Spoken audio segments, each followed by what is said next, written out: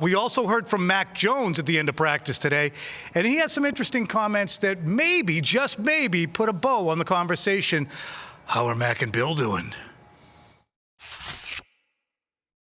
No, I think we're good. I think the biggest thing that we've all talked about is just having a fresh start.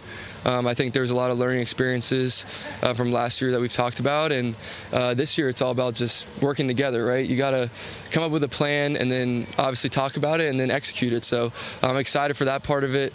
Really just, for me, just trying to be really consistent, try not to, ride the wave and just stay my course. And hopefully everybody on our offense feels that too. I think Coach O'Brien does a great job laying out what we do well so far, and we're going to learn every day what we do well, and then from there you just keep moving forward and execute the plan. So definitely excited for that. Phil, I think it's interesting. If you want to parse through Mac Jones' words there and look for smoking guns of passive aggressiveness, I bet you could. He mentioned Bill O'Brien. Was that kind of a shot at Patriots? To me, and I like your theory on this, Mac Jones more sounds like a guy who feels as if he might have messed up a little bit last year and wants to make good on it, even if he was in a bad situation. I think he's dying to be viewed as a leader for this team, and he mentioned that. Listen, I'm the quarterback. He understands everything that goes along with playing that position in the NFL, really at any level. Same deal at Alabama for him. So I think he would like to erase some of the stuff that happened with him on the field, all the emoting, all of the back and forth with the coaching staff. But I thought it was interesting too, Tom. It felt like a fresh start needed for both sides, because while yes, on the one hand, I think Mac Jones would acknowledge his own errors last year and how he handled some of those situations, he also did say things like, we got to have a plan, and we have to talk about the plan, we have to execute the plan. Talking to people who were involved with last year's team, it too often felt like they just didn't have a plan. Well, a plan is in place right now, certainly with Bill O'Brien as the guy orchestrating this offense. We watched the Patriots offense on the field today in 7-on-7 and 11-on-11 drills. Now, the important thing to remember, this is the ramp-up period. Patriots are in helmets, jerseys, and shorts. There's no banging around out there, fellas. Leave each other alone. But there were competitive sessions in 7-on-7 and 11-on-11, basically two-hand touch. And all of it was done in the red zone, Phil. What did you glean from the fact that they started down low in the deep red zone, goal to go? Made sense, right? The worst red zone offense in all of football last year. So you come out first practice, makes all the sense in the world. Put it on the 5-yard line, see what you can do, offense. And the stats weren't awesome. Tweeted some of them out a little bit earlier, especially in the 7-on-7. Mac Jones was 1 for 3. Overall, he was 5 for 10. You factor in 7-on-7 and 11-on-11. Not blowing anybody away with those percentages. Bailey Zappi, by the way, was 4 for 10. But context matters, right? The defense knows the offense has to throw. There's not a lot of space down there because you are so far down in the red zone. Very, very difficult for the passing offense to try to execute down there. I think the defense is also pretty good. They made it hard on those guys. They did make it hard on those guys. Also, the timing is always going to lag behind. And with Mac Jones dealing with players like Juju Smith-Schuster, who for the first time he's really getting active with, or Mike Gesicki, who he's really just been introduced to, that's going to make a difference as well. What's interesting to me is when you watch them in the red zone, we could talk about DeAndre Hopkins or Julian Edelman or Rob Gronkowski or James White or any number of players across the NFL who it doesn't matter if you're in the deep red zone or not. You're still going to be able to find a mismatch. You're going to be able to find them on a fade. You're going to be able to have them on a whip route at the goal line. To me, the Patriots, and it shined through today at the lack of separation and the really difficult time Mac Jones and Bailey Zappi had at finding anybody open, it's a chore.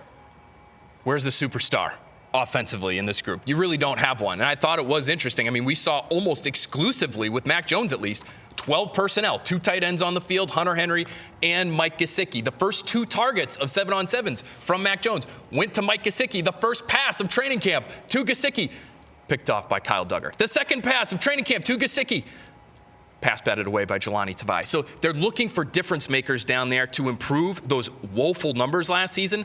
We're still waiting to see some of those moves bear any fruit. And it's interesting, Mike Gesicki is a player who in the past, as a Miami Dolphin, did do damage against the New England Patriots. We talked about it yesterday, how often Bill Belichick becomes enamored with those players who have success against his team. We had a chance today to talk to Matt Groh, their personnel guy, about a variety of topics. And one of them we zeroed in on was the wide receiver position. and the dynamic nature of the wide receiver position and whether or not the Patriots got one of those guys. Scouting, we typically define a number one wide receiver who's a three-down guy. If that player's got inside, outside, outside, inside versatility, that's great. But it's a player who can go out there and, it's typically an X, who we think of as a guy who can go out there and get open on his own. And then, the hallmarks that we have here are get open, catch the ball, and gain yards after the catch. The more that they can do, size-wise, to be involved in the run game, that's all important as well. By your definition, do the Patriots have such a player right now, or is it just more of a general talent-wise? Do you think in that? I think we've got a great group.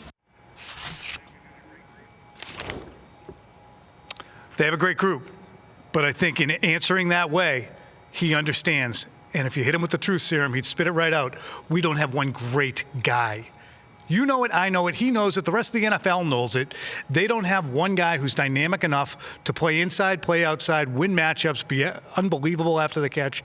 It's just plain and simple. They don't have what they define as a number one receiver. They certainly do not. And it's interesting to hear him sort of boil it down. The hallmarks here: get open, catch the football, create yards after the catch. A quote-unquote number one, certainly has to do that. How many receivers on this Patriots roster can do that? I would argue the one guy who I think fits best that description is Kendrick Bourne. 100%. And Kendrick Bourne is, Tom, the guy who might be the odd man out in this group when you look at their top three receivers. They just paid Juju Smith-Schuster. He ain't going anywhere. Same deal for Devontae Parker. He's your ex. Then it's Tyquan Thornton or Kendrick Bourne. And if there's two tight ends on the field, neither Thornton nor Bourne are going to be on the field. They have to figure out a way to unlock Kendrick Bourne to give them something, a little bit of juice at that position. And we're talking about a player who last year landed himself so deep in Bill Belichick's doghouse, he couldn't even hear him whistle. It was that far back. But if you, again, think back to 2021 with an offensive coordinator who could tap into Kendrick Bourne, 55 catches, 800 yards, 125 rating when Mac Jones threw to him. He also was a beast on the ground when they gave it to him on end around. So to me, he should be unlocked. And we're going to circle back to this again. If they don't have that dynamic weapon, to me it boils down to three things: Mac's accuracy, Mac's brain, and Bill O'Brien's scheme. And I would add one more. The offensive line has to be very, very good. It has to be, because if you can be a dual threat kind of offense, when the pads do come on and you are at the 5-yard line and you do have the threat of the run game, can you marry those things together, the run with the pass, to be such a threat across the board that even if you don't have that one guy, you're so varied in your attack that you do make defenses think twice? It's a hard way to operate in 2023 in the NFL, Tom, but it's what they're going to have to do.